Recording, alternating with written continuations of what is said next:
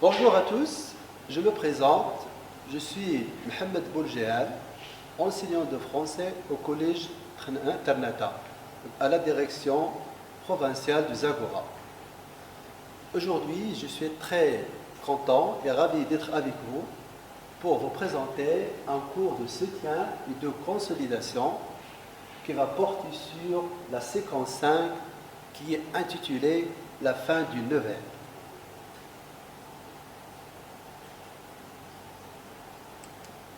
Donc, notre présentation, elle va porter sur les contenus et les objectifs suivants. Nous allons d'abord travailler sur la première notion, la fin du Neuvaine, qui va porter sur l'objectif suivant. Identifier la fin du Neuvaine, la solution et la situation finale.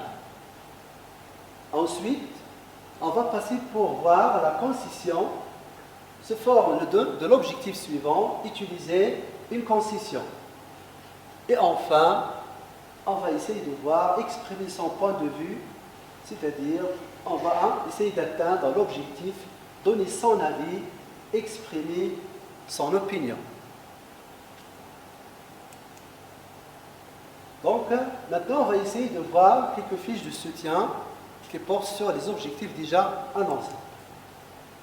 La fin de la nouvelle.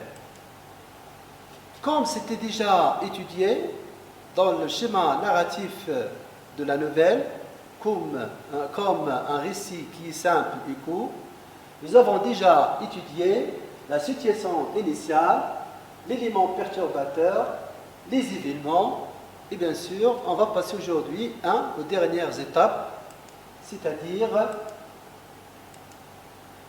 la solution et la situation finale.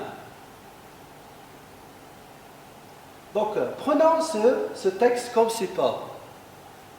Elle avait réussi à délivrer la princesse. Sur la route de retour, Moussa et la princesse furent acclamés par la population. Au palais, le roi leur fit un chaleureux accueil.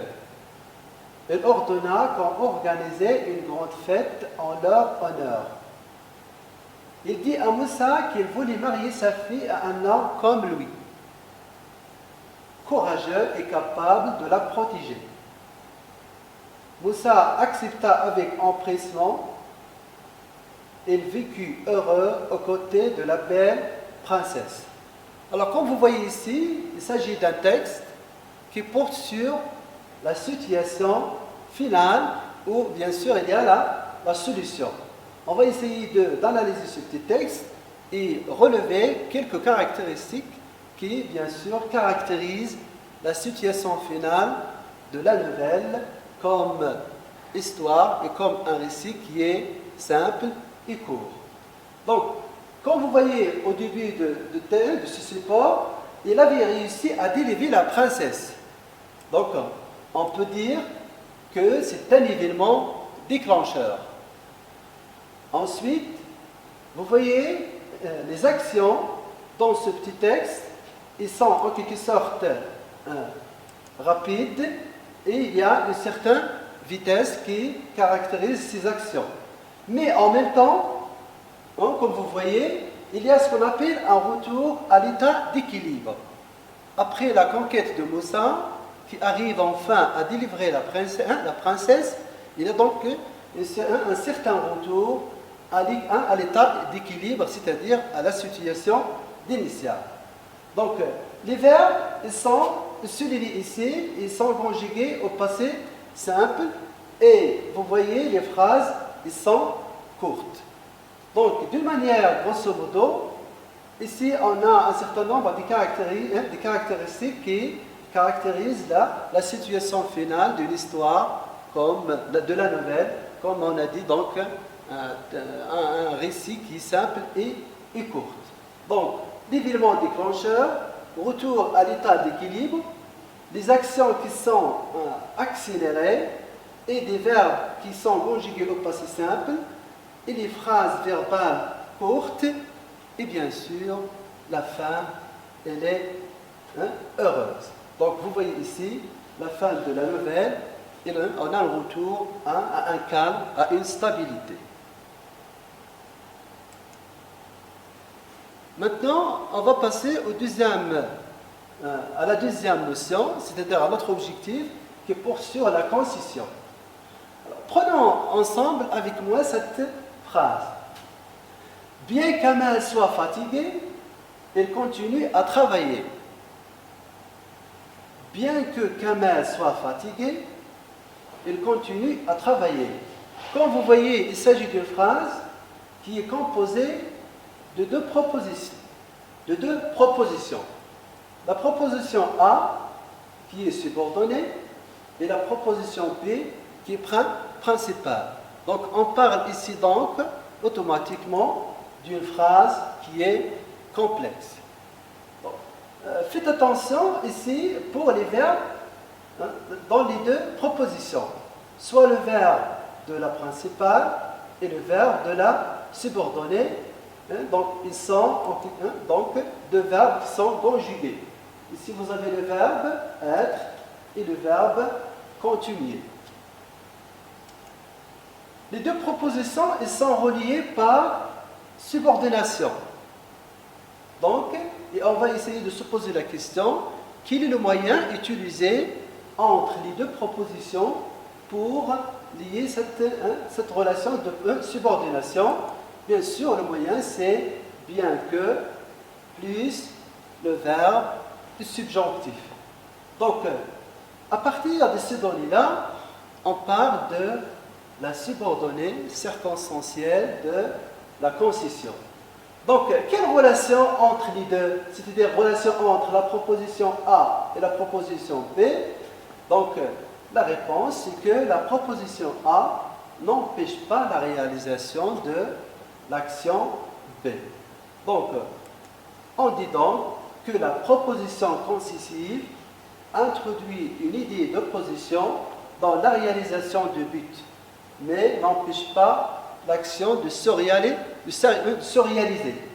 Donc, vous voyez ici le moyen utilisé, bien que plus le verbe est subjonctif, mais on peut se dire qu'il y a encore des autres expressions pour exprimer la concision, ce que vous allez trouver dans ce petit tableau-là.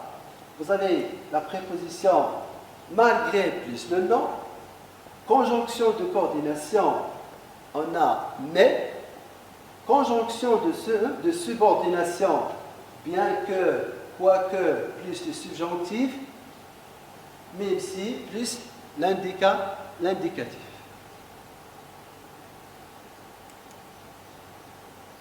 Donc, l'objectif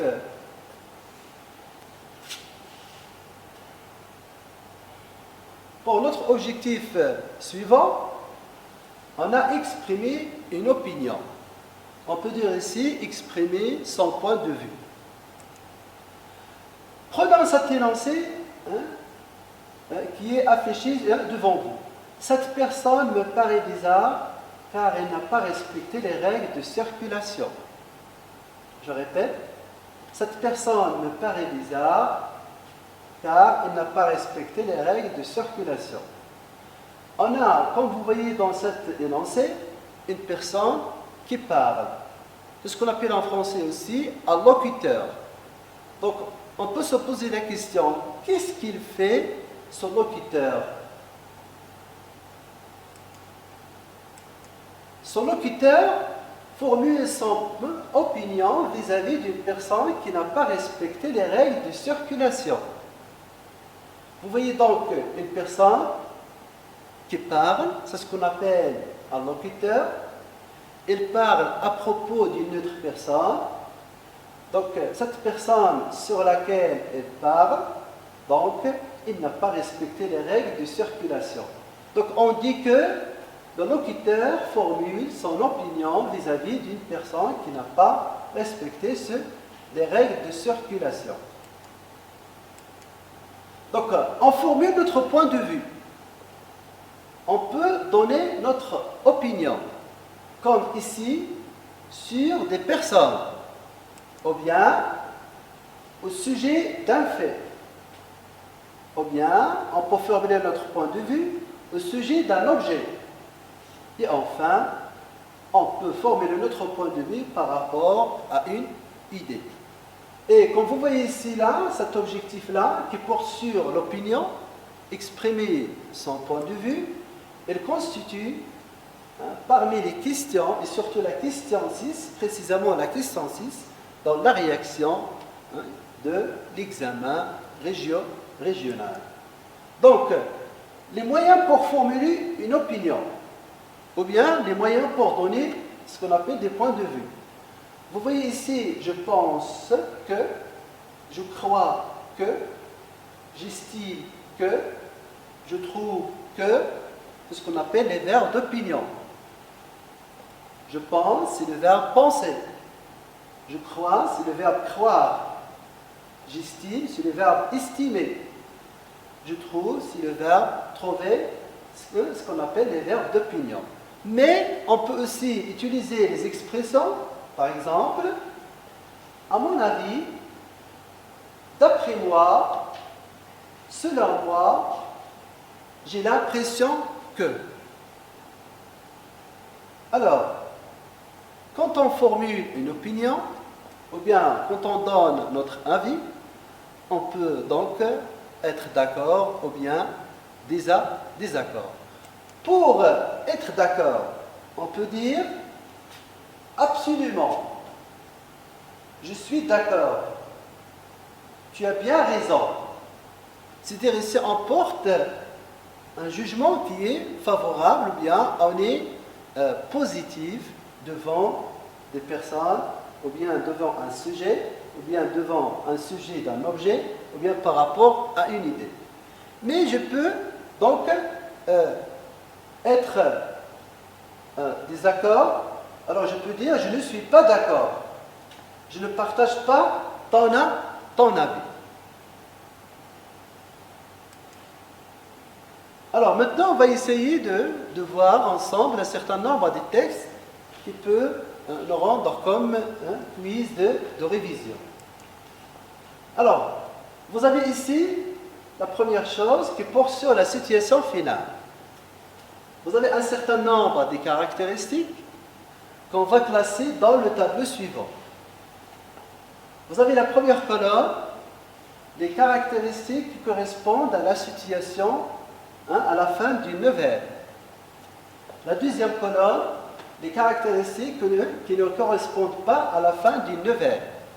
Et on a 7 caractéristiques, on va voir ce qui est convenable ou bien qui correspond à la première colonne et celle qui correspond à la deuxième colonne. Je commence par la première. L'histoire est terminée, les personnages sont heureux ou malheureux.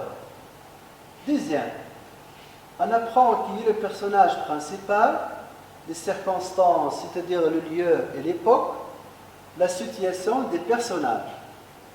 Troisième caractéristique, quelque chose survient d'un seul coup et provoque une rupture de la stabilité. L'action est alors déclenchée. Quatrièmement, c'est le moment où l'équilibre est rétabli, le personnage a trouvé sa situation de départ ou vu une nouvelle situation. Cinquièmement, il s'agit d'un moment où le personnage réussit ou échoue sa mission.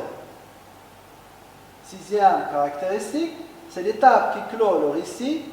Et enfin, des actions qui s'enchaînent suite aux obstacles rencontrés par le personnage principal.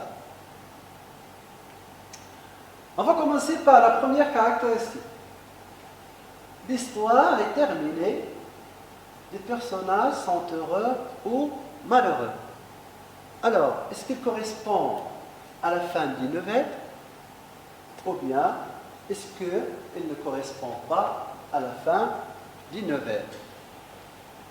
Donc, vous pouvez donc réfléchir et vous allez la mettre dans la première colonne.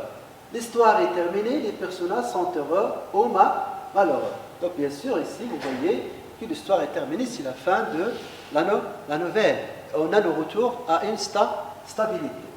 Deuxième, on apprend qui est le personnage principal. Les circonstances spatio-temporelles, le lieu, l'époque, la situation des personnages. Donc, évidemment, c'est la deuxième colonne. C'est une caractéristique qui ne correspond pas à la fin du level. On apprend qui est le personnage principal, les circonstances, le lieu et l'époque, la situation des personnages. Cette caractéristique donc, correspond à la situation initiale. Troisième, quelque chose survient d'un seul coup et provoque une rupture de la stabilité. L'action est alors déclenchée. Donc, c'est une caractéristique qui ne correspond pas à la fin d'une nouvelle. Si le moment où l'équilibre est rétabli, le personnage a retrouvé sa situation de départ ou vit une nouvelle situation. Donc, il s'agit d'une caractéristique qui correspond à la fin d'une nouvelle. Il s'agit du moment où le personnage réussit ou échoue sa mission. Et si vous voyez, on est arrivé à un moment où le héros, ou le personnage a échoué ou bien a réussi dans sa mission. Bien sûr, c'est une caractéristique qui correspond à la fin d'une nouvelle. D'accord, hein? Donc l'avant-dernière, c'est l'étape qui clôt le récit. Bien sûr, c'est très simple. C'est une caractéristique qui correspond à la fin d'une nouvelle. Et enfin, les actions s'enchaînent suite aux obstacles rencontrés par le personnage principal. Donc, c'est une caractéristique qui est liée à une étape dans le schéma narratif. Bien sûr, il ne correspond pas à la fin d'une nouvelle. C'est une caractéristique donc, qui est aux obstacles donc, de problèmes, et c'est un élément perturbateur.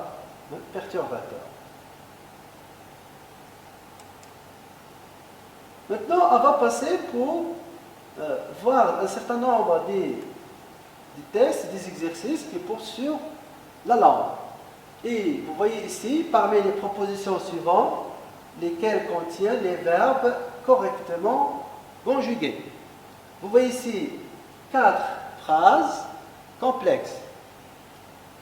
Il y a aussi dans chaque phrase une subordonnée circonstancielle de la concession. Ils sont employés par l'expression quoique, et la première et la deuxième, alors que la troisième et la quatrième, on a utilisé même si. Mais on va voir est-ce que le verbe qui a suivi l'expression, est-ce qu'il est correctement conjugué. Alors je prends la première. Quoi qu'il fasse, il n'arrive pas à changer la situation. Vous voyez ici, quoi qu'il fasse, c'est une subordonnée de la concession. Il est employé par quoique. Et le verbe suivi, c'est le verbe faire. Il est conjugué au subjonctif. Alors que la deuxième, il est conjugué ici au présent de l'indicatif.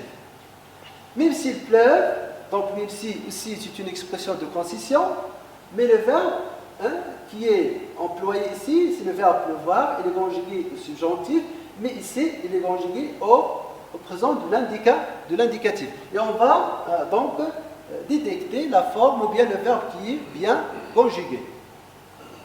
Avec un petit peu d'attention, vous allez donc arriver alors que, quoi qu'il fasse, il n'arrive pas à changer la situation, c'est la forme qui est correcte. Parce que, quoique, plus le verbe au subjonctif. La dernière, même si il pleut, j'irai faire mon jogging, c'est la forme qui est correcte parce qu'il est ici, même si, plus l'indicatif.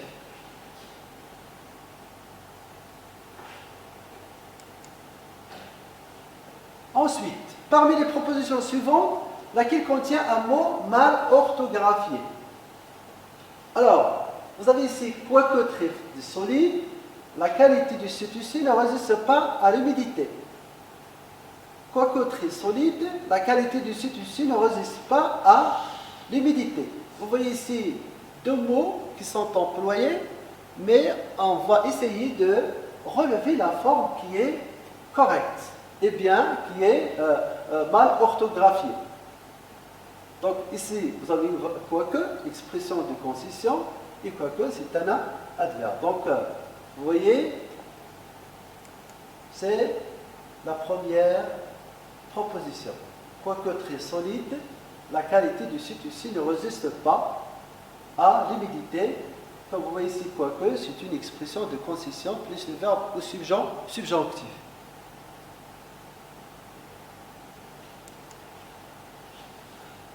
Alors, ici, vous avez un petit exercice qui porte sur les moyens ou bien les expressions de la concession. On a ici donc des pointillés dans lesquels on va mettre une expression proposée.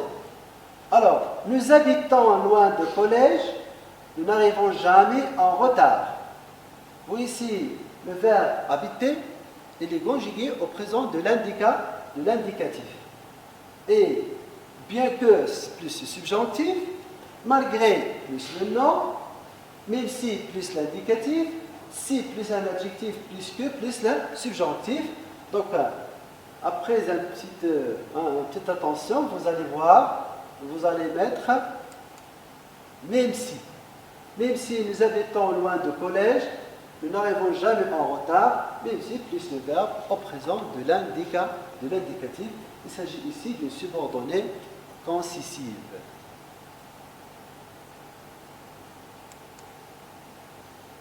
Deuxièmement, il soit riche, elle mène une vie de misère. C'est toujours le même exercice. Vous avez ici des points, des pointillés dans lesquels on va mettre quoique, malgré, même si, ou bien si que. Vous voyez ici, la subordonnée, le verbe, il est conjugué au subjonctif.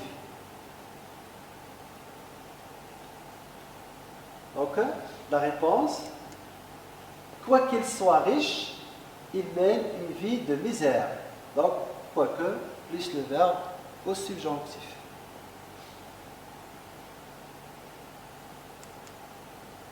Troisièmement, toujours dans le contexte de la subordonnée de la concession, vous avez ici son intelligence, ici trompette. Mais on a des expressions qu'on va utiliser et qui doivent être convenables. Malgré, quoique, si, que, même si. Donc malgré plus le nom, quoique plus le verbe subjonctif, si plus adjectif que plus subjonctif, même si plus l'indicatif.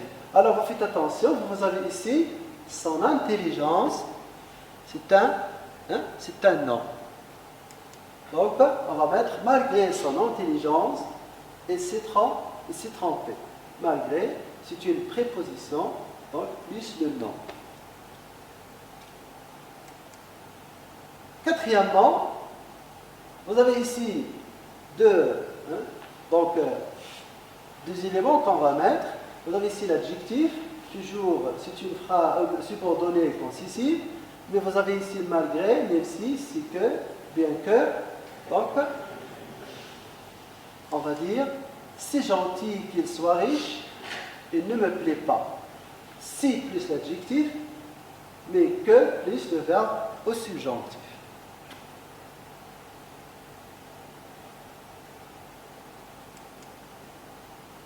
Alors, ce test-là, il porte sur l'expression de l'opinion. On a une phrase, ce garçon est sympa, et on va introduire une expression pour exprimer notre opinion, ou bien notre point de vue, à propos de ce garçon-là. Donc, ce garçon est sympa, qu'est-ce qu'on peut dire par exemple? Pour formuler notre point de vue, ou bien pour donner notre opinion à propos de ce garçon. Par exemple, on peut dire « Je trouve que ce garçon est sympa ». Comme vous voyez, on a utilisé le verbe « trouver » parmi les verbes d'opinion. Deuxièmement, « Ce livre est très difficile ».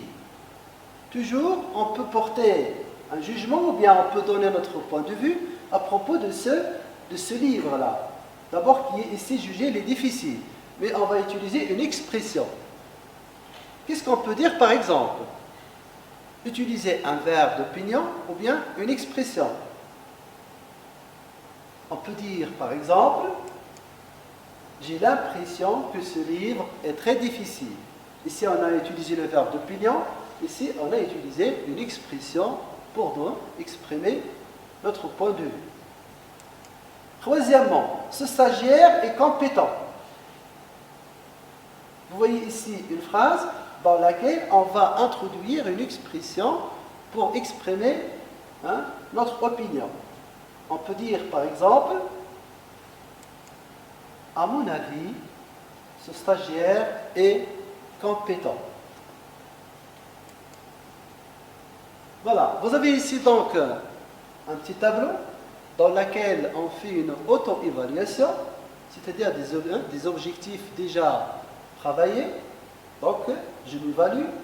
Voilà, je sais repérer la fin de la nouvelle et ses caractéristiques. Alors, vous devez cocher si oui ou bien non. Je sais repérer une concession et employer correctement ces expressions. Et enfin, je sais utiliser les expressions pour donner mon avis. Et merci pour votre attention.